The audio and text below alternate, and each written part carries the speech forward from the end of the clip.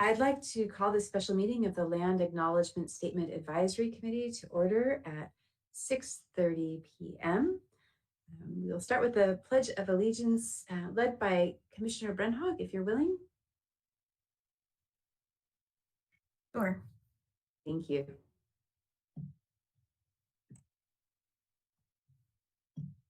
Okay, here we go.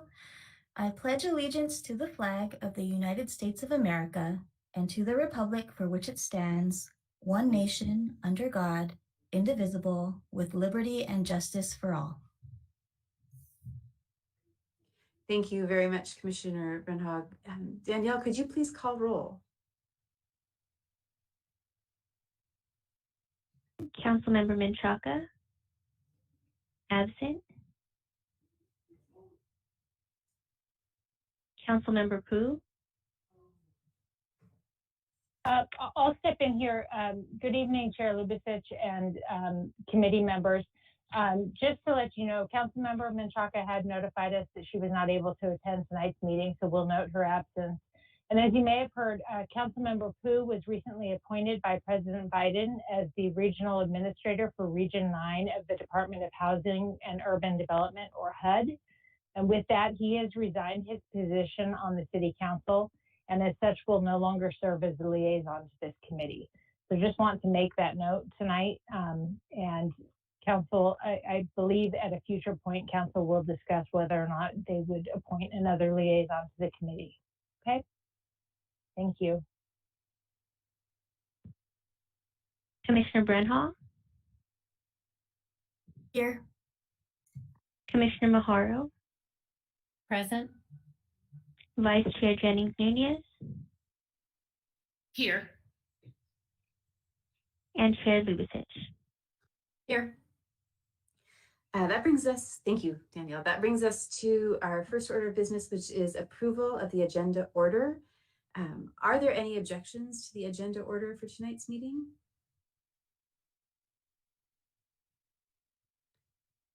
Hearing and seeing none, the agenda order is approved.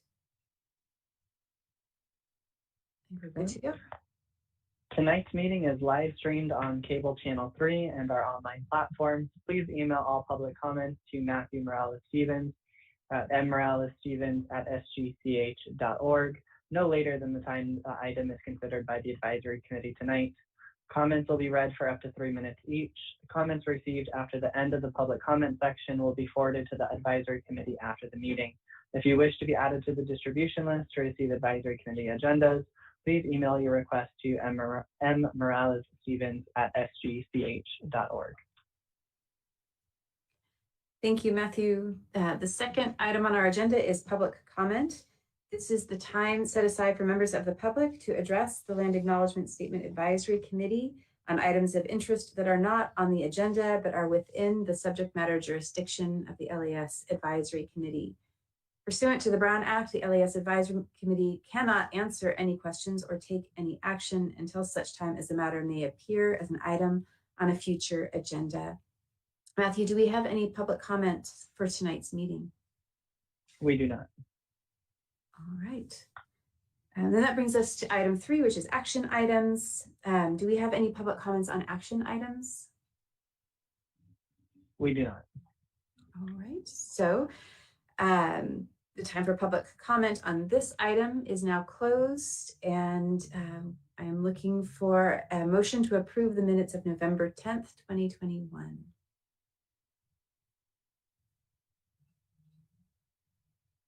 I move to approve the minutes. Thank you, Commissioner Maharo. Do I have a second? I'll second. Thank you, Vice Chair. So Danielle, would you please take the vote? Commissioner Brenhall. Aye. Commissioner Maharo. Aye. Vice Chair Jennings Nunez. Aye. Chair Lubicic.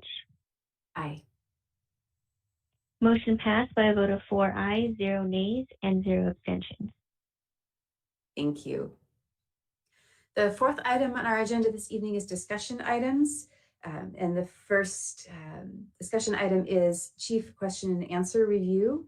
The LAS Advisory Committee members prepared questions to ask Chief Morales and Chief Salas in order to develop an effective land acknowledgement statement. These questions were asked to both chiefs during the November 10th special meeting. Staff has prepared a summary of the chief's responses and will present the information for the committee to review.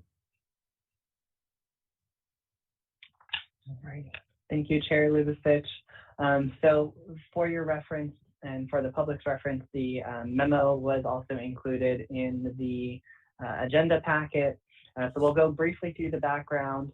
The Land Acknowledgement Statement Advisory, so the LAS Advisory Committee, developed the purpose statement as well as a list of pre-approved questions to ask the tribal leaders at the September 14th meeting. At the October 16th meeting, they were approved with amendments. And then at the November 10th, 2021 meeting, both Chief Morales and Chief Salas fortunately were able to join us, and Chair Lubasich led the discussion. And again, those were utilizing the pre-approved questions.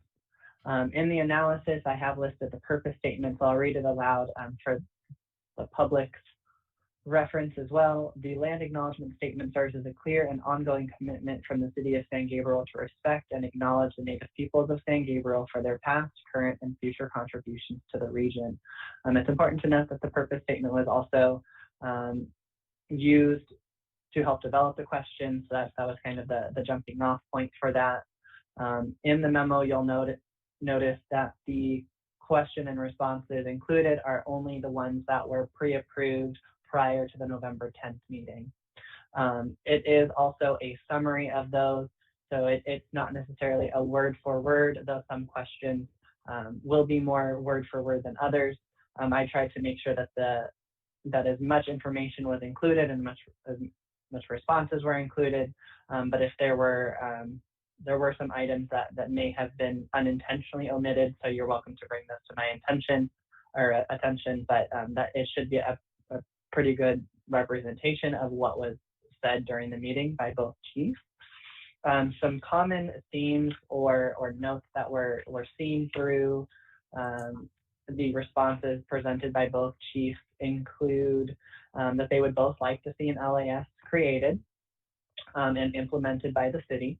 The mentioning of, and I apologize for the mispronunciation, but Sibagna, which would, in my opinion, warrant more research and discussion with both tribal leaders to ensure that we fully understand what that means.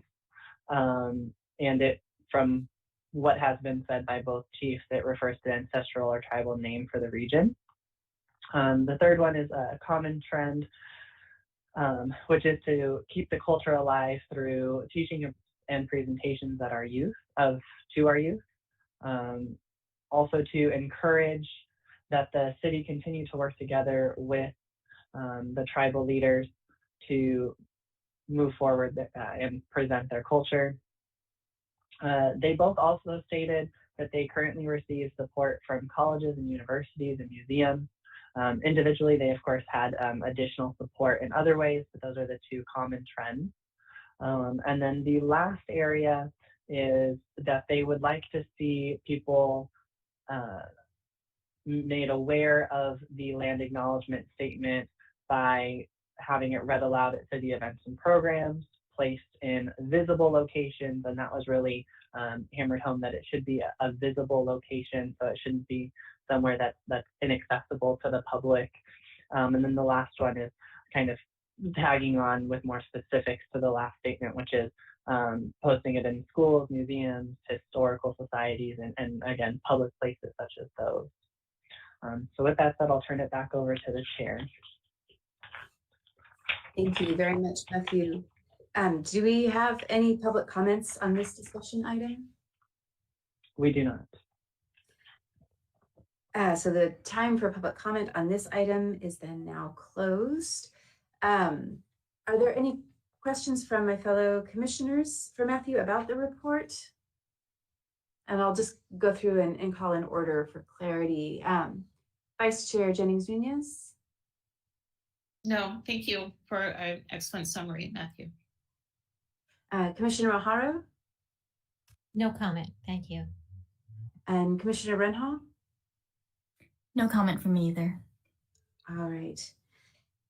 So then, having no questions or comments, that takes us on to item 4B, which is a review of the approved action plan.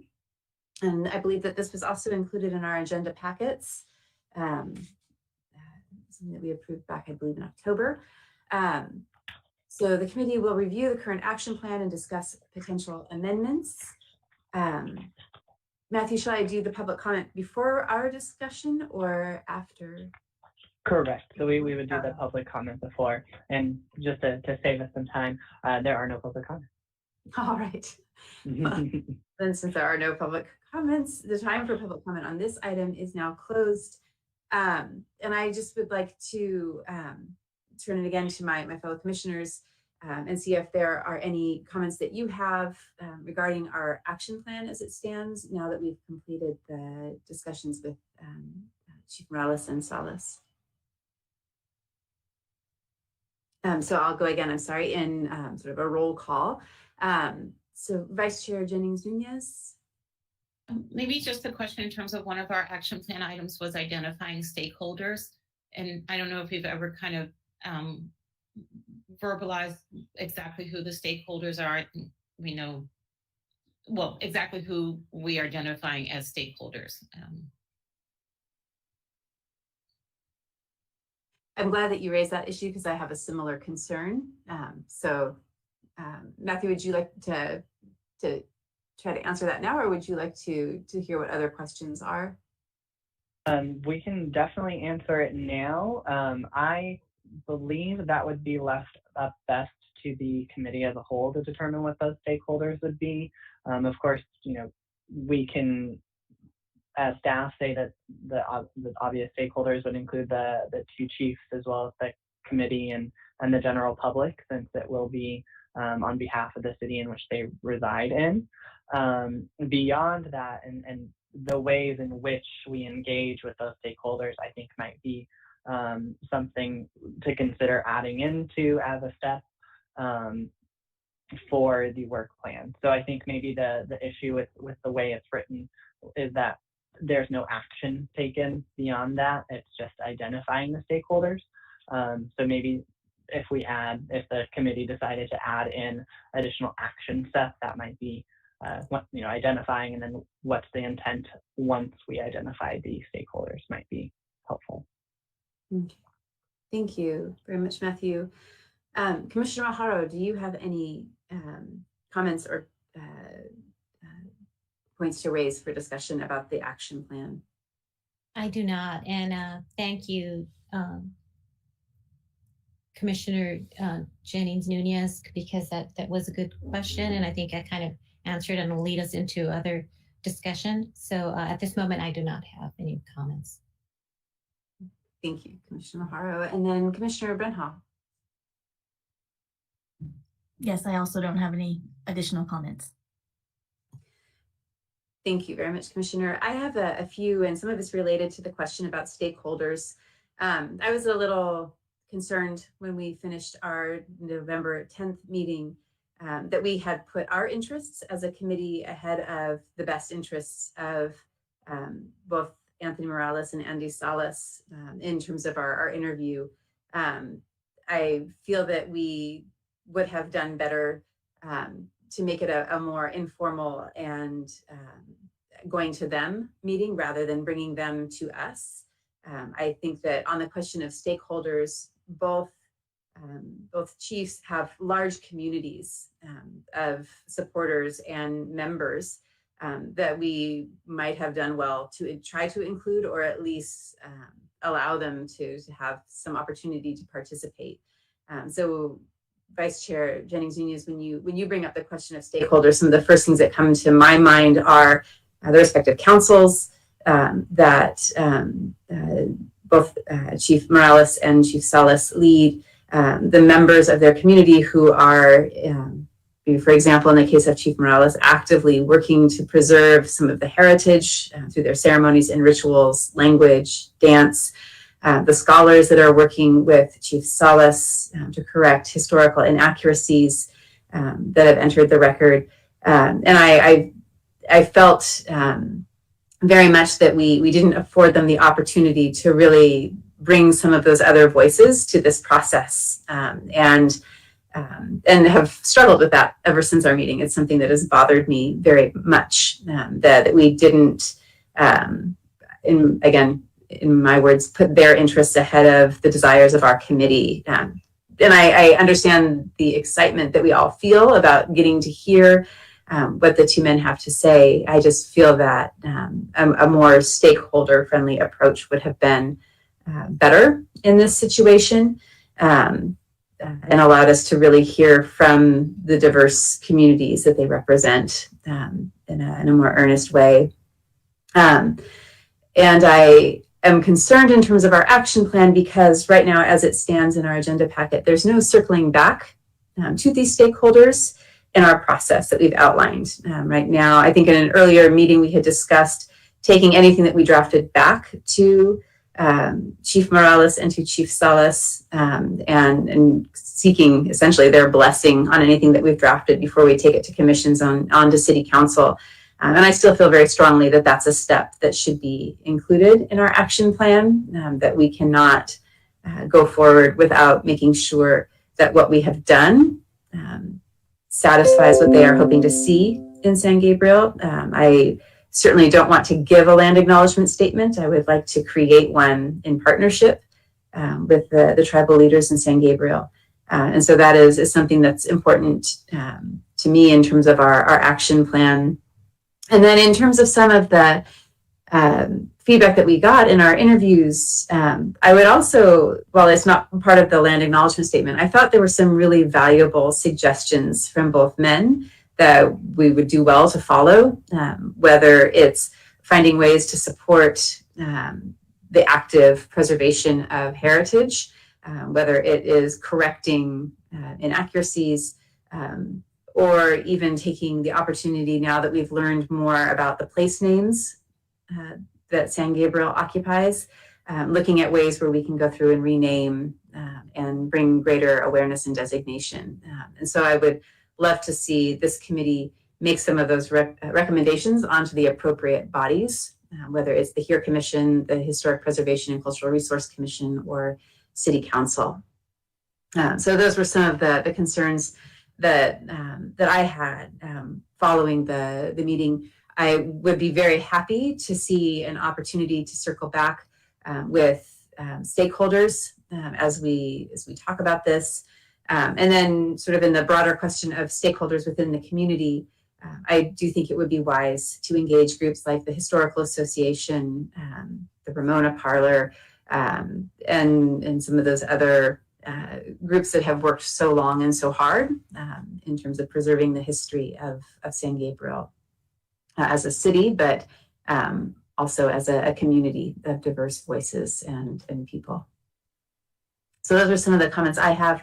I don't know if there are, if that has sparked other comments. I would love to sort of open this back up, and I want to do that in an effective way. So going back around, or if you would like to unmute yourself, I don't know which is better.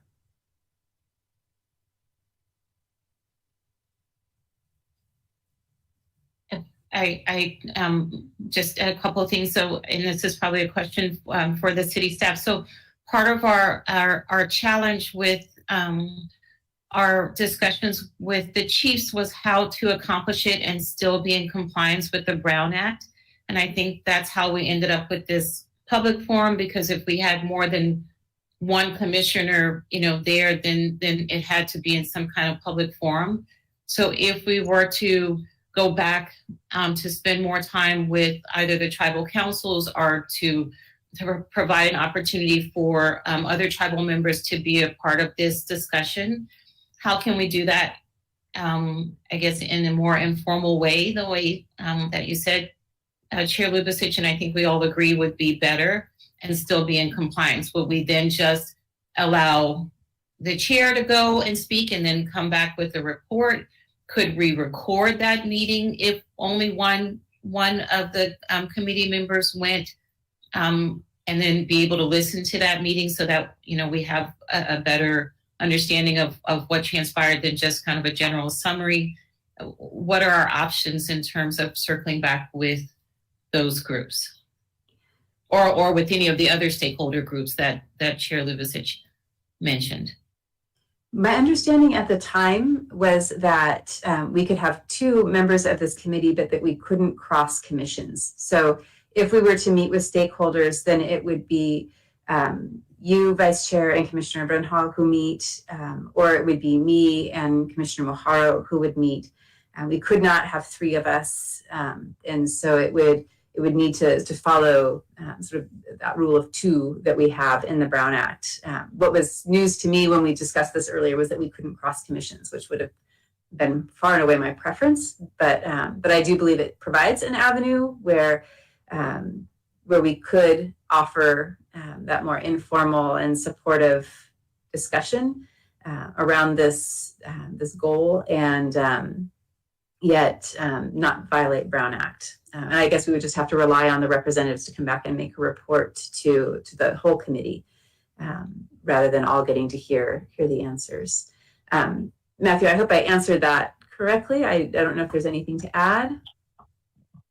Yes, that was perfect. The only note would be, as far as the recording, we would need to double check. I wouldn't advise the recording at this time. I would say something similar to how we did almost a transcription, if you will, from the question and answer portion. Granted, I think something that would be like two here commission representatives meeting with one of the chiefs would be a lot more informal, so there may not be a question and answer portion, but that's where one of the staff members could come into play. Danielle or myself can sit in on the meetings and really try to transcribe as best as possible all of the information that's been provided. Granted, that does get difficult sometimes, but that's why more than one staff person can take it and then compare notes type of thing. To make sure that we're getting the most accurate information. I will say even taking the information from the recording was difficult because there's so much information and trying to make sure that the spelling is correct. But I think having that more personal meeting would allow us to kind of stop and pause and ask those questions in a non-threatening, non-stressful. I think that's the major thing, in a non-stressful way, where we're not as concerned with formalities and and we would be able to focus more on the human connection. At least that's from a staff person point of view. That's where we would be able to kind of interject and feel more comfortable to make sure that we're getting all the proper information down for you to present back to the committee. Thank you very much, Matthew. Does that help clarify for you, for your question? It doesn't, and I'll allow someone else, but I guess my next question will be a little bit further down, is in terms of steps for creating the land acknowledgement statement. It sounds like we're kind of still in the middle. I don't know if we're ready to go on to our last agenda item quite yet, that we have just identified a number of stakeholders that we need to meet with before we can really start looking at putting together a statement. So should our next step be identifying those stakeholders specifically? You mentioned several groups, Chair Lubicic, and scheduling meetings and who is going to meet with them. That could take, I could see, 2 or 3 months to just accomplish those things. I agree that is a longer process, certainly. Before and I think you're right, those are things that we can keep discussing, but Commissioner Moharo, did you have any comments or thoughts? I actually, along the lines of what Commissioner Jennings Nunez mentioned, I was also under the impression that we couldn't have the informal meeting because of the Brown Act. However, now that we're bringing it all the way around full circle again, and including more stakeholders or identifying these stakeholders, I would really, really like to see that informal meeting. I think it would allow us the opportunity to not only hear just a list of needs or wants or whatever, but the real purpose behind all of that, which I think most of us already know somewhat, but it is still a learning process for us. And it's also to give them, these stakeholders, the opportunity to voice whatever it is that they feel is important that we might be missing. And we might miss it in a formal meeting, in a formal setting, because you're not relaxed. And as Matthew stated, it could be stressful. So I would really, really want that, whether it's, just to, it would be whoever, whether it's the HERE Commission or the Historical Preservation Commission. It would be nice to have that. I think it would be necessary, but again, it's identifying those stakeholders, and that might take a little while. Thank you, Commissioner Maharo. Commissioner Brenhall? Yeah, I mean, I think we're all kind of on the same page. And I think before you voiced your questions, I was just thinking, because, it's listed in the our action plan that we're going to meet with tribal leaders, but it's not like saying we're only going to meet with them one time, right? Like, so there is maybe the flexibility for that to be like an ongoing, I don't know if it's like a cycle, or if we we have multiple meetings kind of scheduled with them. So it's not just like, okay, we have one meeting with you and we take down all the information in this one meeting, and then we're going to come up with like a statement or something. And I think we had talked about earlier too, one of our desires in our creating a land acknowledgement statement was that it wasn't just going to be words, right? Like, it's this relationship too that we're creating, or not even it's there already, but like, fostering and growing with the Indigenous people of the area. It's a commitment and a relationship. So in that, like, what does that mean, and what does that look like?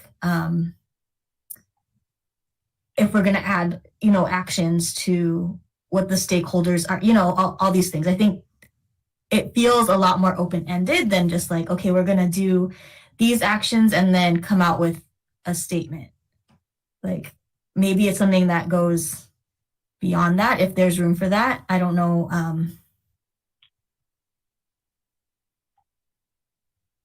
Thank you. We're all navigating forward in this process, so I appreciate that very, very much. In terms of what I'm hearing from my fellow commissioners, it might be helpful to take the summaries that we have, the notes that were provided by staff, and see if we can hold that informal meeting and just check in that we heard correctly, that what was shared with us is what we have captured and what we understand, and maybe broaden that discussion with some of the other either tribal council or community members who would like to have their voices added to this process. So that might be a first step to circle back and make sure that we've heard correctly and see where we find consensus before we start trying to put an actual statement together. I do feel in this process, and as Vice Chair Jennings Nunez said, it certainly can lengthen as we start looking at stakeholders. But I do feel that it's important in representing the first peoples that they get the first voice in terms of the land acknowledgement statement, and that we, as ambassadors of that, share it out to some of these other groups as that first step in education of what this means and how it would be used in the city. So that may be a way to parse the process of it in terms of checking in seeing what consensus we find, and then moving out into the community, making people aware of what we are doing. I don't know if there are thoughts or adjustments to that.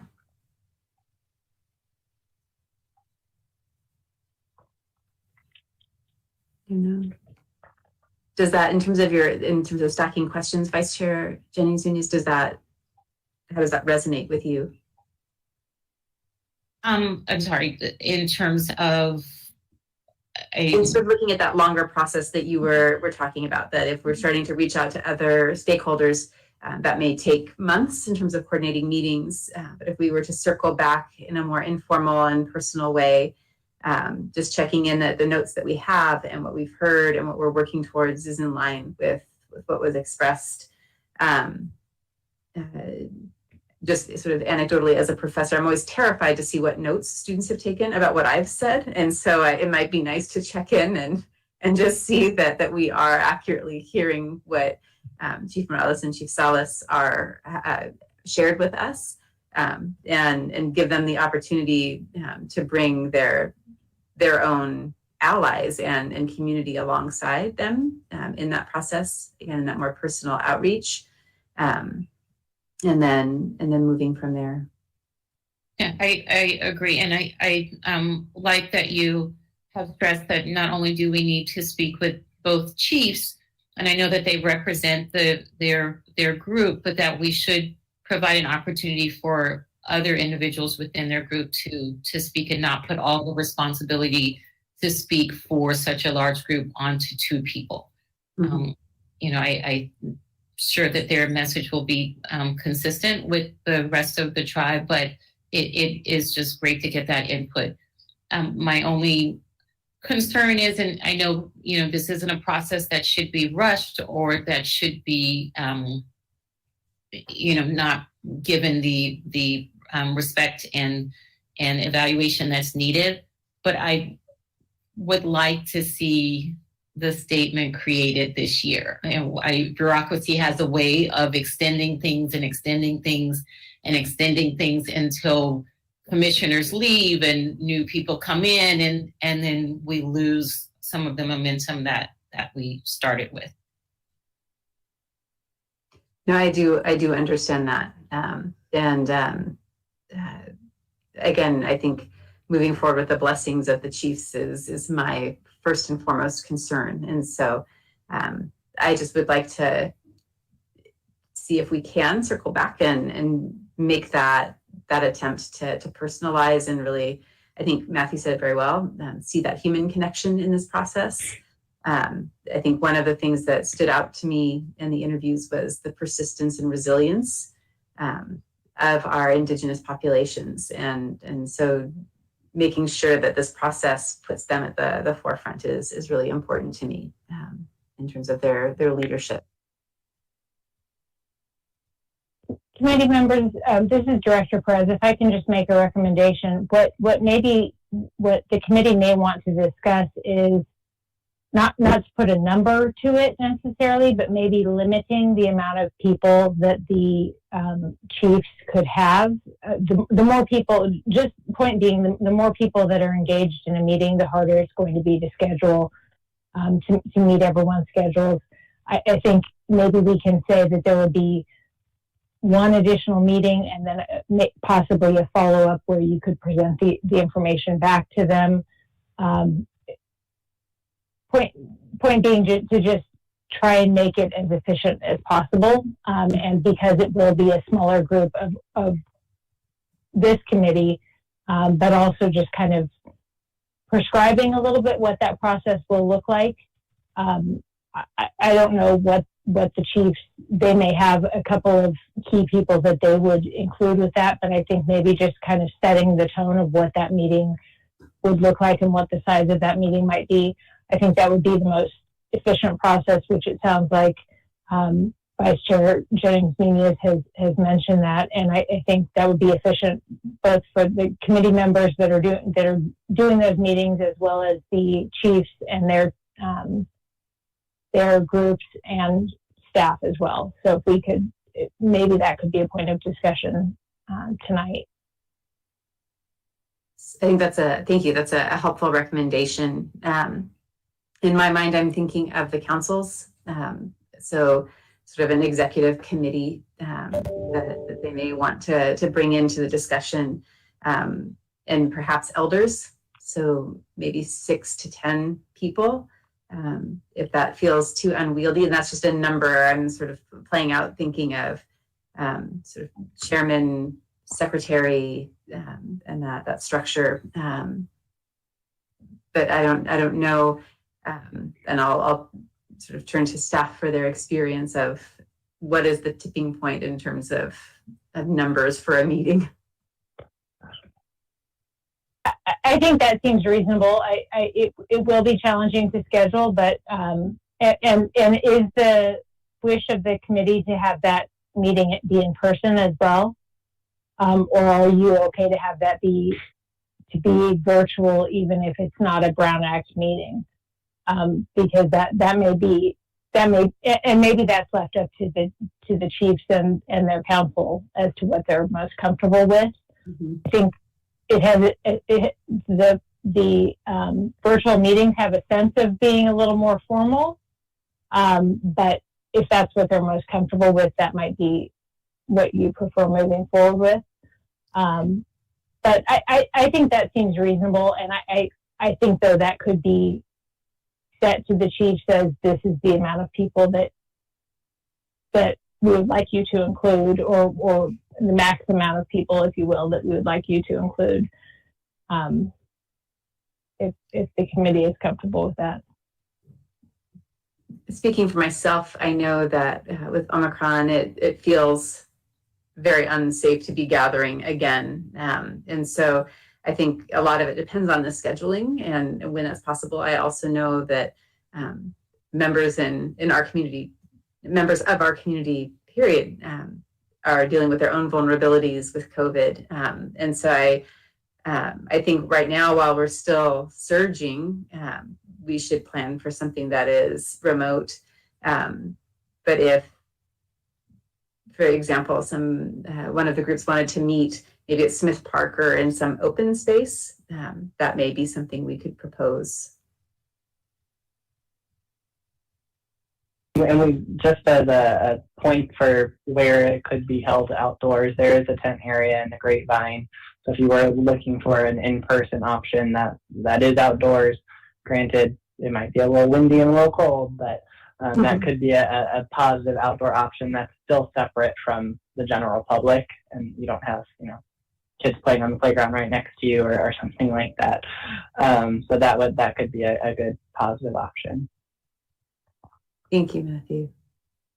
So the goal, Rebecca, would be that up to 10 people that they would like to have participate in the meeting as well. They may only identify 2 or 3, I don't know how many, and then to schedule those meetings, and we would then send 2 members of the HERE Commission to one of those, and the 2 members of the Historical Preservation Commission to the other one, and then we would report back.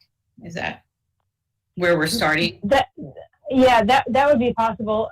I think the committee can discuss that, whether it's beneficial to have the same 2 committee members going to both meetings, or whether you decide to break those up and how you do that. But I think that would be, I would venture to guess that both chiefs would be open to that. I mean, obviously that's a question for them, are you open to a more informal setting of a meeting where you're able to have some of your tribal council or some of your key members as a part of the meeting. I would venture that they'd be open to that, but I think that would be the first step in asking them that, and then we can work to schedule that directly with them. And then I think, as Matthew had suggested, we could have staff attend those meetings to kind of try and document the information as much as possible, so that the committee members that are there can be part of the discussion and not be trying to jot notes down and trying to get everything down. I think that would be the biggest challenge. So if the committee is open to that, we can definitely do that. And we can certainly have them review the summary that has been provided. It might be that they feel that it captures the message that they would like captured and that there isn't a need for further meeting. So as you said, the first question should be whether or not they feel, whether they see not a need, but whether they would like to have additional meetings and incorporate some of those other members in a meeting. Certainly, if the committee likes, we could share that information with the chiefs. Now we have that summary that you've seen as part of your agenda. We could share that with them and present that to them, and then offer the opportunity. Or you could choose to set those meetings and, share that information with them and make sure that you've accurately captured what they were trying to portray. I guess for me, in the interest of, they are both extremely busy people, and I wouldn't want to bring them together just to share this information and then basically feel like things were captured appropriately. I would like to present it to them before and offer them the chance to meet again, but also provide them with a chance to say, no, I think you can proceed and bring, and continue to include us in the process, but you can proceed with trying to develop a statement. No, I feel the opposite. I think I would feel more comfortable extending a human hand and not making it so transactional. I think that was my reaction to the first meeting, that it felt very transactional to me. And so I personally would rather to ask for the meetings, provide the opportunity to include those other voices and allies, and then more informally ask if we've heard correctly, and just give an opportunity to continue the discussion with more participants, hopefully, and make sure that we are hearing what we've captured from the interviews.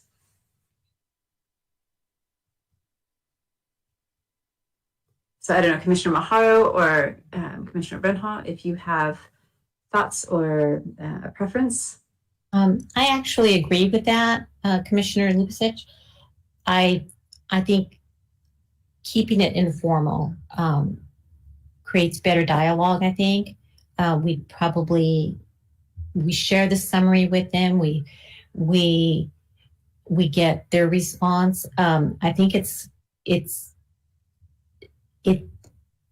goes along with that informality. We don't want it to be so structured, and you want to personalize it, and we do want a relationship with them. We want to learn from them as well. So I think it would be best if we did go that route, if we could meet first and then discuss the summary with them then at that time. And part of it, and I know that Chair Lubicic has an even stronger relationship with both chiefs, but as part of the HERE Commission's Native American Heritage Month, we've had an opportunity to do an interview with both chiefs as well that was a lot less formal, and I was able to be there in person. And so I feel like I've had that opportunity to meet with them more informally, and so that is maybe influencing my view. But I agree that the more open we can make this process, the better.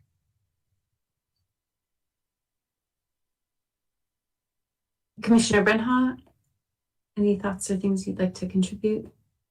I think I agree as well, as far as personal connection is really important. And that's something that I really strive for too. And I feel like I would, I'd be willing to be part of that process as well.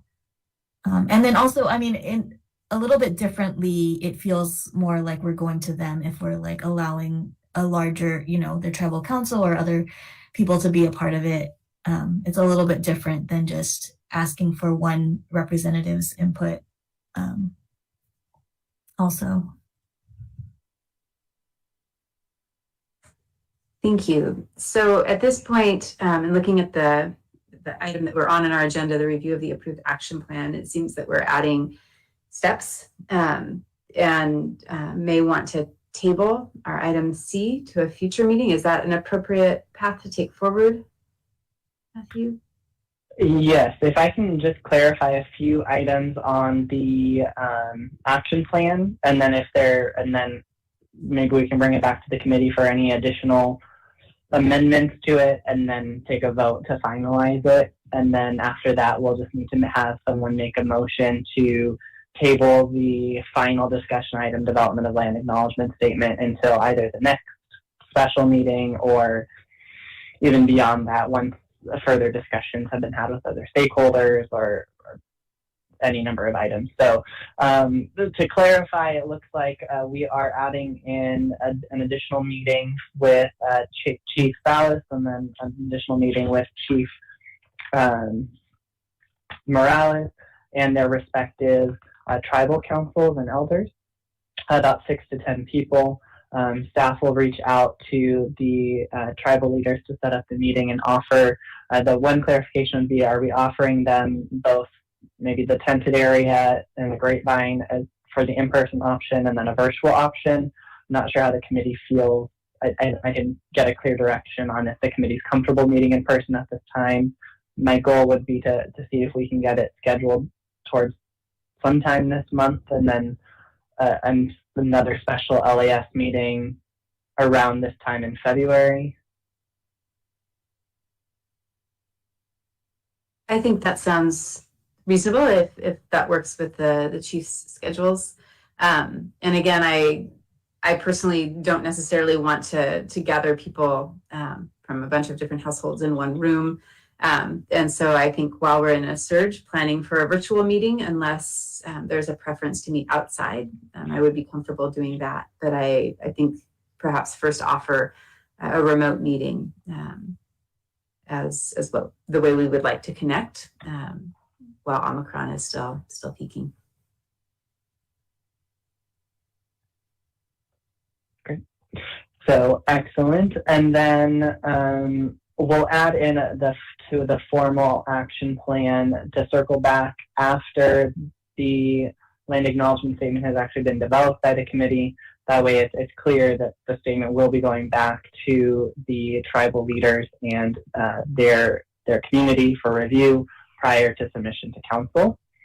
And then at the next meeting, the committee will also identify those additional stakeholders so that meetings can be set up with them, such as the historical associations and things like that. So if there are no additions, then we'll just need a motion to pass those amendments. All right, so are there any other additions to the action plan?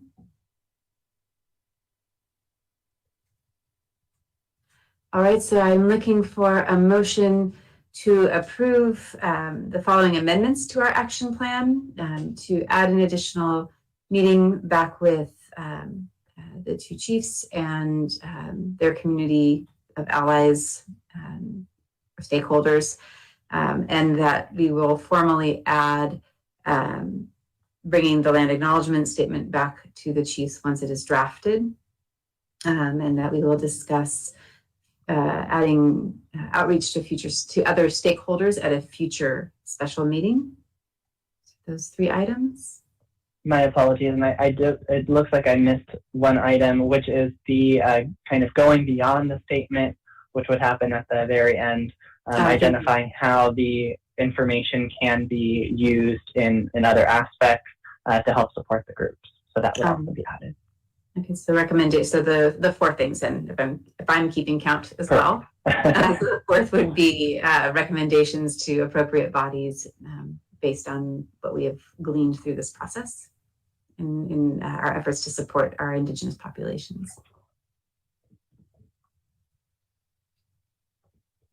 So if I could get a motion.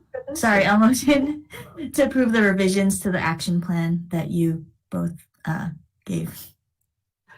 Thank you. I'm like, I don't want to repeat it. Could I get a second? I'll second that. Thank you, Commissioner Maharo. Danielle, just for clarity, would you mind doing a roll call vote? course, Commissioner Brenhall, Aye. Commissioner Maharo, Aye. Vice Chair Jennings Nunez, Aye. Chair Lubicic. Aye. Motion passed by a vote of 4 ayes, 0 nays, and 0 abstentions. Thank you very much, Danielle. So now we've reached item C, development of a land acknowledgement statement.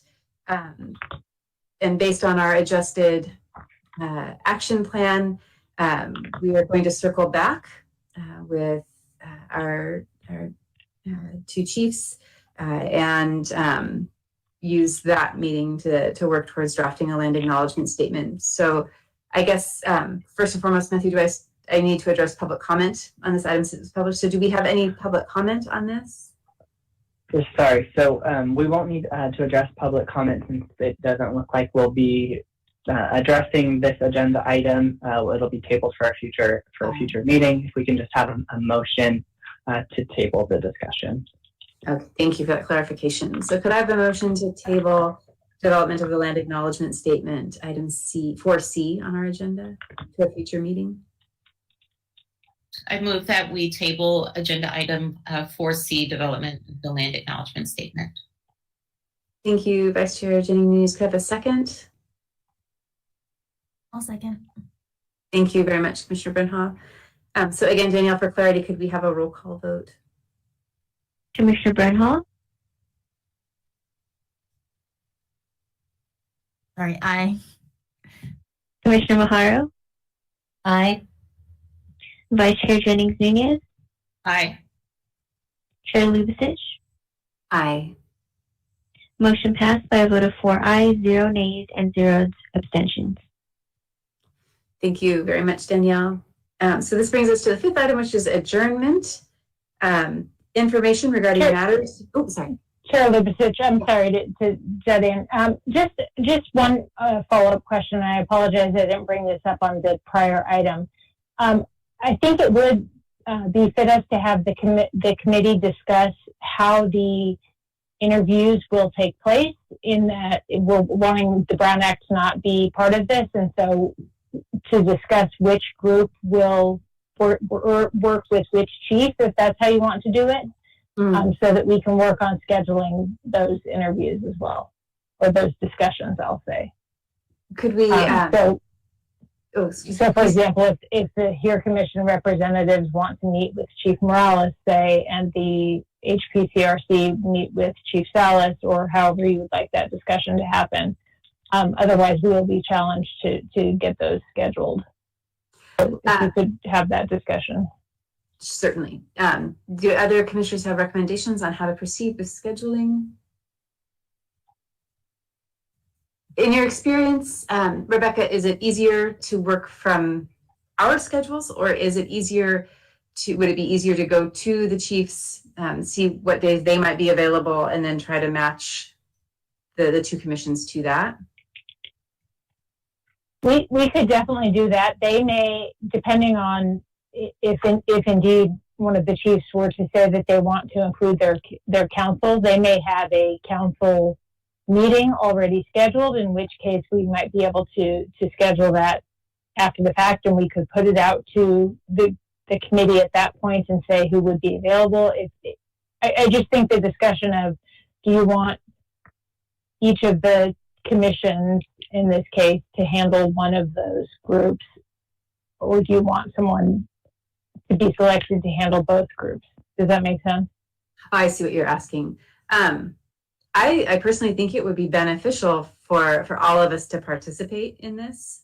So to see if we can have one commission meet with one of the chiefs and the other meet with the second. I guess my inclination is to work from their availability and see how we match in terms of schedules in that regard. But if there are other feelings from my fellow commissioners, please, I hope you'll share.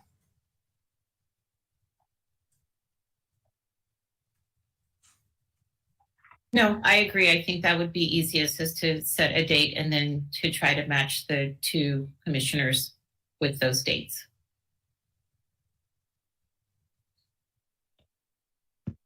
Thank you, Vice Chair. Commissioner Mahara or Commissioner Brenha? I was actually going to say that on my end, I'm available. I would even be willing to meet on a weekend if that's their availability. Thank you very much, Commissioner Mahara. Commissioner Brenha? Yeah, I'm flexible. I would also like to be involved, so I think that would be great. So then on the staff side, if we could maybe reach out and hear from the chiefs when they might be available, and then come back to the committee and see how it lines up so that historic preservation and here are able to meet with one of the respective chiefs. Sounds great. Great. Thank you for having that discussion. No, thank you for bringing it. That's the technical stuff that makes all the difference. All right, so with that, I think we are ready to adjourn.